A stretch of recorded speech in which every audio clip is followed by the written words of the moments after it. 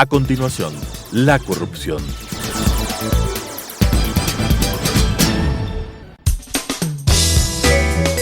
Clasificación B, bajo supervisión de un adulto. Son de exclusiva responsabilidad de sus autores y de quienes intervienen en ellos.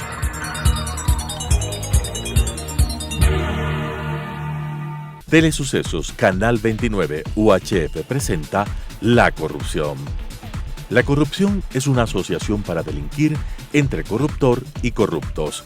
¿Podemos seguir siendo complacientes frente a este flagelo? Con la conducción de Freddy Bravo. La corrupción. La mascarilla y su uso es algo extraordinario. Vemos noticias que bajan los contagios, que han desaparecido en algunos sectores. Síganlo usando. El próximo feriado saldrán con mayor tranquilidad. Usen la mascarilla, guarden la distancia, lávense las manos, lavémonos las manos, usemos la mascarilla. De esta salimos. Dios mediante. En la década de los 90, el tema político era altamente conflictivo. Y claro, pues, el que los presidentes caían, el que la asamblea tomaba decisiones trascendentales, todo lo que quieran, todo lo que se quiera recordar.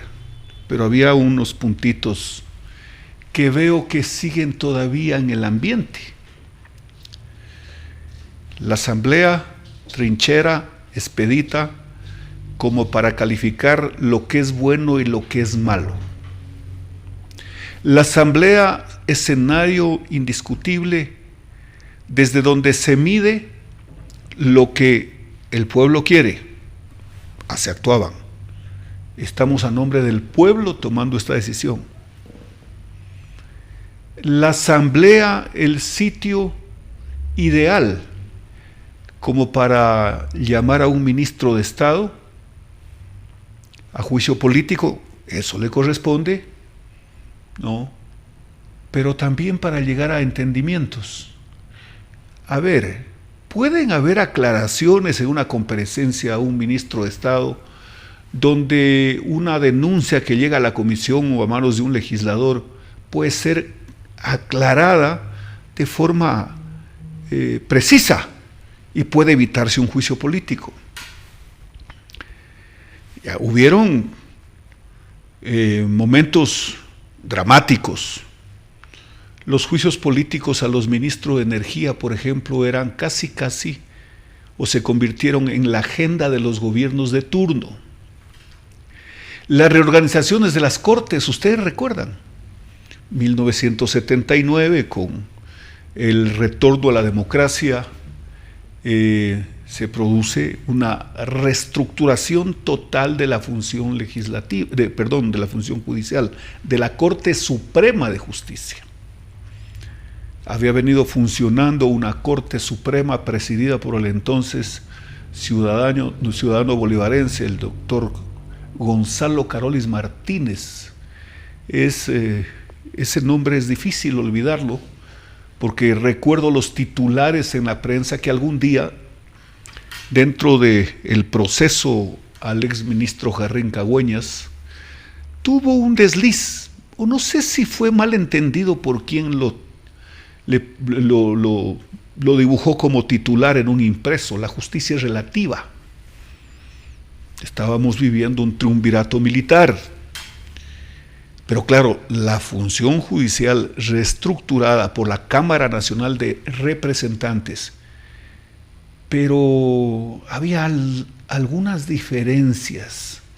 Yo podría decir no solo de forma, de fondo. Magistrados designados. A ver, ¿quién presidió esa primera corte? Luego el retorno a la democracia. El señor doctor Armando Pareja Andrade. ¿Alguien tiene discusión sobre eso? ¿Alguien puede señalar algún acto que no esté acorde a la investidura del magistrado? ¿Quién fue su sucesor? Gonzalo Zambrano Palacios, distinguidísimo magistrado. Habían venido las provincias, yo recuerdo, de la provincia de Loja habían 3 magistrados, el doctor Marco Aguirre Apolo, el doctor Rubén Ortega Jaramillo y el doctor Jorge Hugo Rengel. Y así como el doctor Freire Potes, el doctor Jaime Espinosa Vega, el señor doctor Borrero, si no estoy en un error, y así otros. No había discusión sobre los magistrados, no había discusión. La Cámara Nacional de Representantes cumplía su papel. Bueno, hubo un juicio político famoso al señor doctor Carlos Feró Blum, ministro de Gobierno, por el tema de las muñecas de trapo. ¿Alguien puede decir que en ese juicio de por medio hubo una negociación política intentando un toma y daca? No. El antecesor al doctor Feró Blum fue el señor Dun Barreiro. Él renunció al Ministerio de Gobierno porque hubo un incidente en el Colegio Mejía y falleció un estudiante apellido Germán. Pero lo vivimos. ¿Por qué he tomado este punto? Porque no se les ocurría a los parlamentarios el tomar posiciones que son absolutamente sancionadas por la ley, pues, golpistas. No pensaban en eso, pues. No se les ocurría. A medida que avanzaba el tiempo, ya en 1984 hubo un secuestro, hubo una discusión, el secuestro al presidente entonces. Se dieron discursos en el Congreso Nacional en el sentido de que debió haber asumido el vicepresidente o que renuncie el presidente que estaba secuestrado. Hasta eso llegábamos. Después hubo una discusión, golpistas. Mientras tenían secuestrado al presidente, ustedes querían repartirse el poder. Todo eso se daba. Pero yo quiero de alguna manera decir que estos ambientes de confrontación, etcétera, han habido en el Congreso. Congreso Ejecutivo, Ejecutivo-Congreso, o función legislativa, función ejecutiva. Pero en estas últimas horas estamos frente a ya no solo signos, no solo decir, como desgraciadamente leí en una cuenta de una red social, decir que el gobierno está en cuenta regresiva, me parece algo absolutamente desproporcionado. Cuenta regresiva a los mayo, junio, julio, agosto, septiembre, octubre, a los 6 meses en cuenta regresiva. Por favor, pues, ni habiéndole declarado la guerra a los países aliados en la Segunda Guerra Mundial y haberla perdido y lejos, no sería como para estar en esa situación. ¿Qué pensarían los asambleístas de Montecristi cuando les hacían firmar a la gran mayoría o les ordenaban votar? Porque hemos de entender, pues, que sí había gente comprometida con el plan, aun cuando hoy aparecen como arrepentidos, o como se llame. ¿Qué entenderían por darle una facultad a un gobierno, a la función ejecutiva, al presidente de la República, como la facultad de disolver la función legislativa? ¿En qué estarían pensando?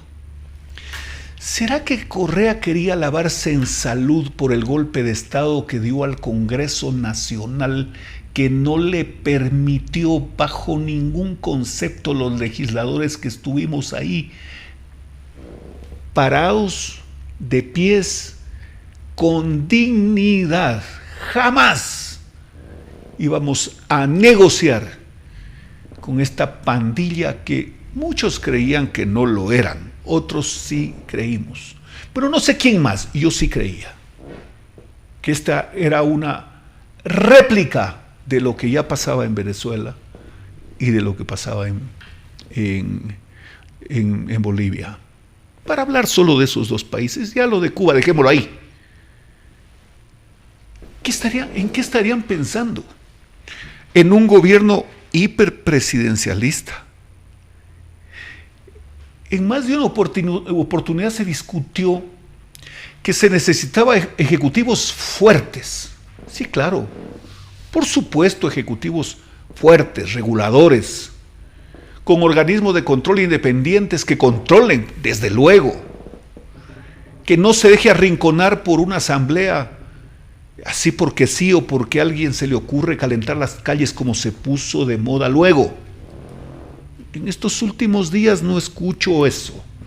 Piensan para decirlo, porque evidentemente han de tener sus recaudos por la popularidad del presidente. Todavía no se atreven incluso a decir que ha bajado en las encuestas. Y ese debe ser un tema muy complicado. Como ellos se acostumbraron a usar la supuesta encuesta que decía, si yo sale, entonces hoy tienen cuidado. Pero este tema del hiperpresidencialismo, vean ustedes, la Constitución dice que para destituir en juicio político a un líder o al más alto funcionario de un organismo de control, se necesita la mayoría de la Asamblea, que es la mitad más uno, es decir, 70 votos. Excepto, dice, para ministros de Estado. ¿Qué les parece? Para ministros de Estado, y si no estoy en un error, para la función electoral, para los integrantes del Consejo Nacional Electoral. A ver, ¿qué pretendieron? Que la Fiscalía, que la Contraloría, que la Procuraduría, que las superintendencias, que el propio Consejo de Participación Ciudadana, que ya casi como que no existe. ¿Qué pretendieron? Que se conviertan en fusibles de la coyuntura política momentánea, producto de un cálculo del momento. No, el fusible es el secretario de Estado, pues. Ha de entenderse que un ministro, como los identifica y como usa el término nuestra norma, un ministro de Estado, son secretarios de Estado. Ha de entenderse que los secretarios de Estado son una especie de fusibles de la función ejecutiva. Es decir, están ahí expuestos a los errores, por último, sí, y le puede costar el puesto, porque lo destituye la Asamblea. Y de alguna manera eso protege al presidente, que no es pues un deporte nacional, nunca ha sido y nunca lo será cambiar un presidente de la República, no lo es, y no debe ser. Todo esto que hicieron, todo esto, o sea, todos estos caminos por donde transitaron y hoy nos tienen expectantes, debe haber tenido alguna motivación especial de parte de quienes lo hicieron. ¿Quién lo hizo? ¿Quién diseñó? Fueron los cubanos tal vez, pero no sé, pues el señor Fidel Castro creo que estaba allá de viaje. La inteligencia cubana, ¿a quién se le ocurrió este tipo de cosas? Hoy en día, cuando comienzan a pasar la factura, o por lo menos lo intentan, porque dicen algunos, bueno, el gobierno debe encontrar la fórmula de resolver el problema. Sí, pero el gobierno tiene un proyecto de ley presentado y el tiempo sigue su marcha. No se detiene, son 30 días. a no ser que la Asamblea en una de estas noches resuelva reunirse y decirle al alcalde: hermano, no me ayudes, no me defiendes. Sin defenderme y sin hacer lo que haces, te defiendes mejor, ¿no? Y reparten el proyecto a la comisión respectiva y lo comienzan a discutir. Y pueden negarlo, pues, por supuesto, pero la asamblea en pleno, luego de la discusión y los debates. O podrían reformarlo. Lo que creo es imposible es que lo aprueben tal como está. Pero de no ser así, como parecería, escuché por ahí a alguien decir: pero bueno, ¿por qué el presidente de la República no vuelve al momento en que habían llegado a un acuerdo el señor Correa con el señor Nebot? Y ahí dicen: y aliados. ¿Quiénes son los aliados? ¿Quiénes son los aliados? Si ni ellos mismos son, pues. Es bien difícil el tema este, como para decir: mi aliado me obedecen. No existe.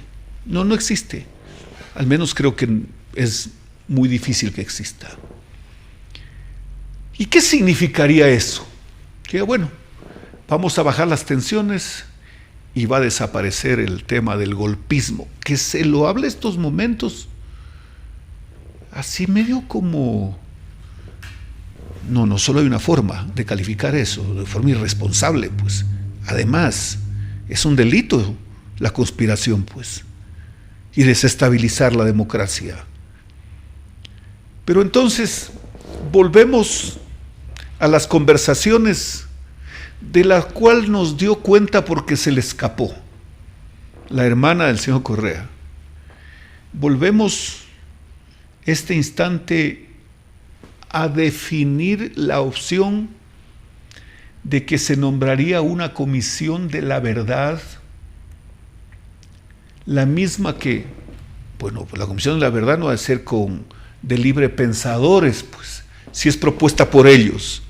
No, la comisión de la verdad es precisamente para ir a escribir un informe en el que concluya que han habido excesos en la función judicial y en la investigación procesal y en las sentencias y en las ratificaciones de las sentencias luego de las apelaciones y en la Corte Constitucional no admitiendo la acción extraordinaria de protección.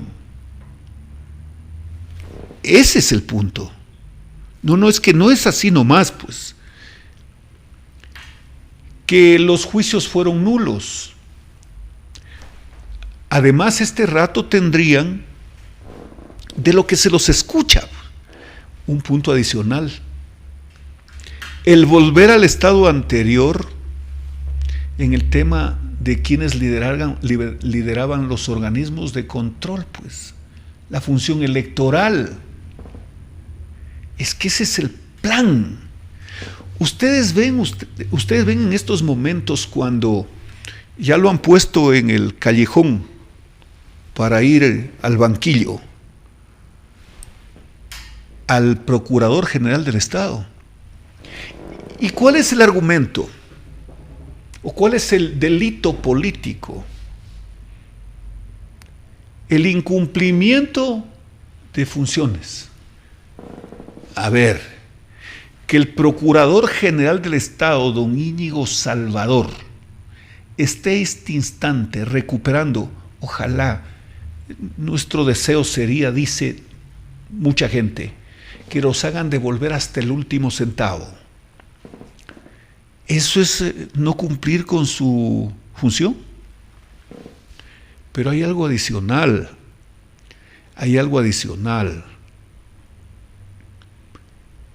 Tendrá que retirar el proyecto de ley de repetición el señor doctor Salvador, Íñigo Salvador, Procurador General del Estado. Pero está claro, pues, lo ha comentado el funcionario, de que lo que hoy reclaman precisamente ocurrió en el gobierno del propio señor Correa. ¿Cómo es que le reclaman a él?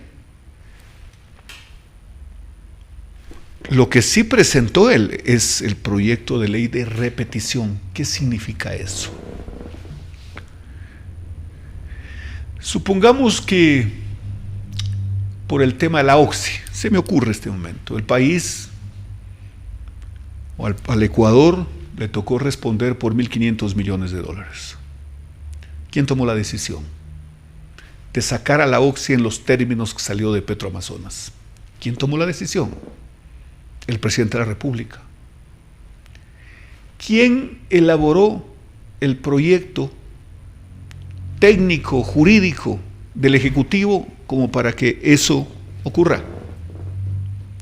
¿Quiénes estaban en las carteras de Estado que tienen relación con eso? Es decir, hay un grupo de gente.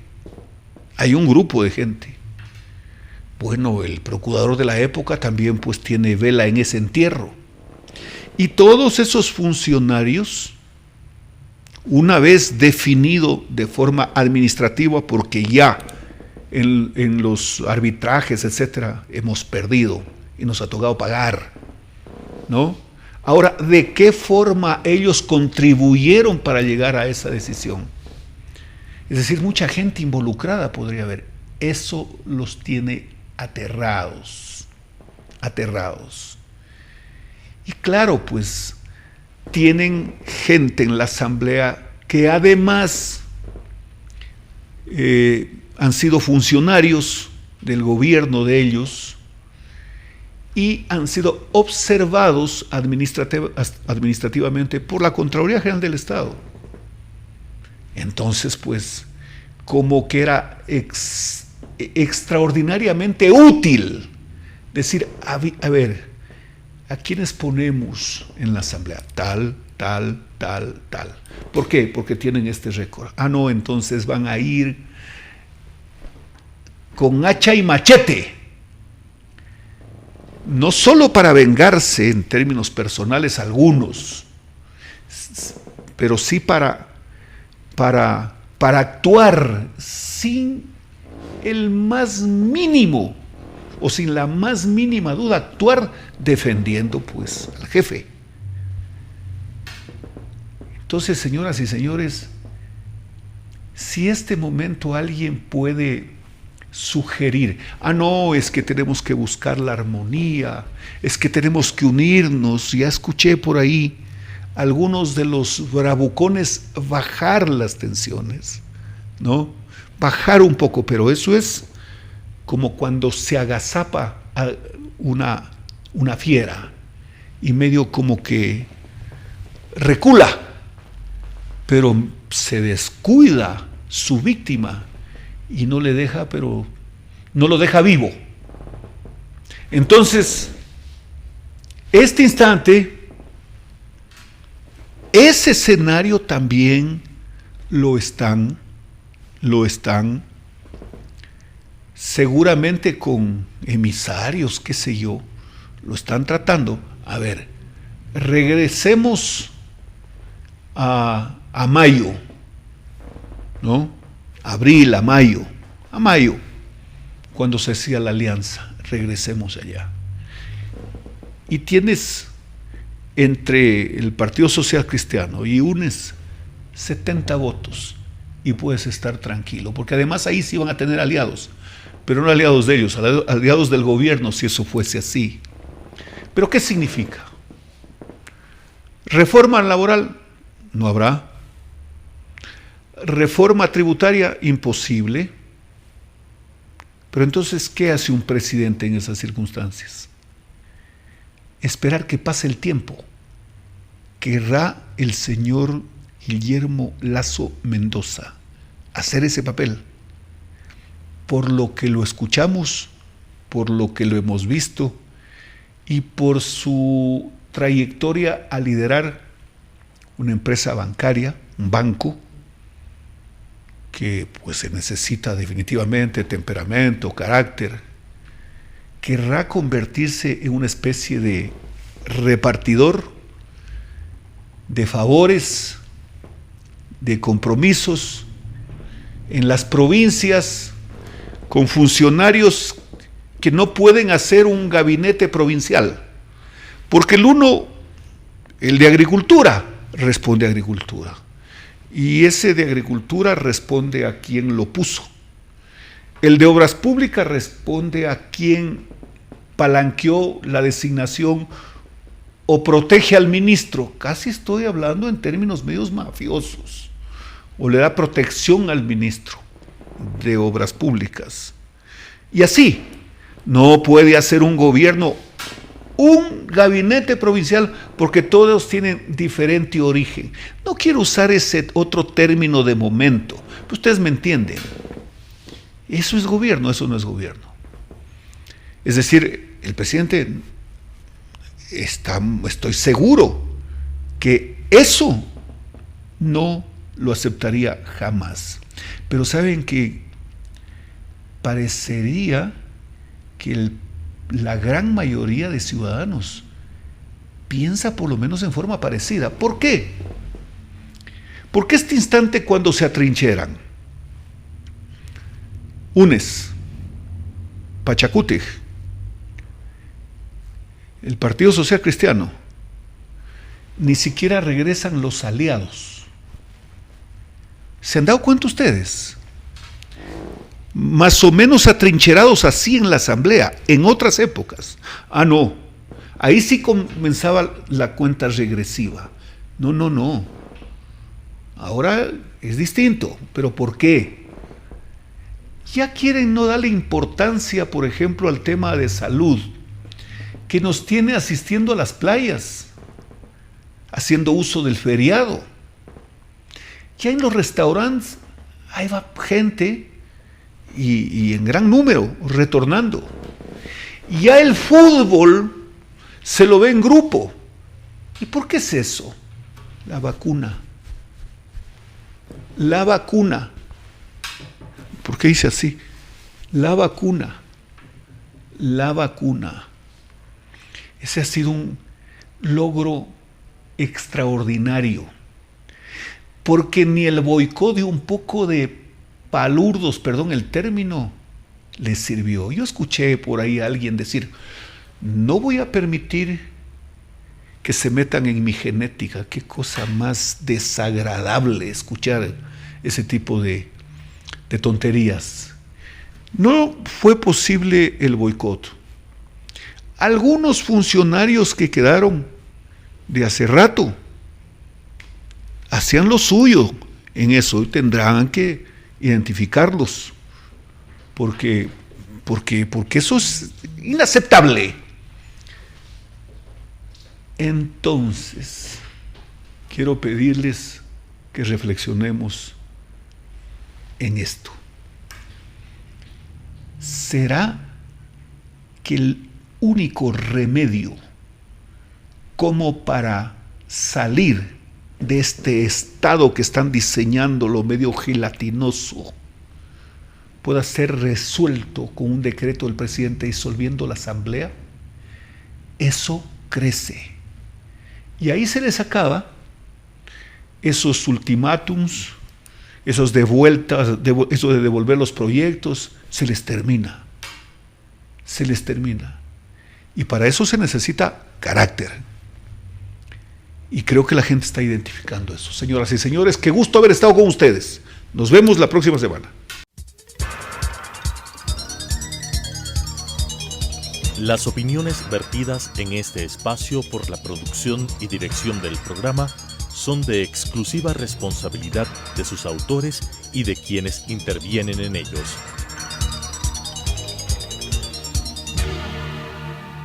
Telesucesos Canal 29 UHF presentó La Corrupción. La corrupción es una asociación para delinquir entre corruptor y corruptos. ¿Podemos seguir siendo complacientes frente a este flagelo? Con la conducción de Freddy Bravo. La Corrupción.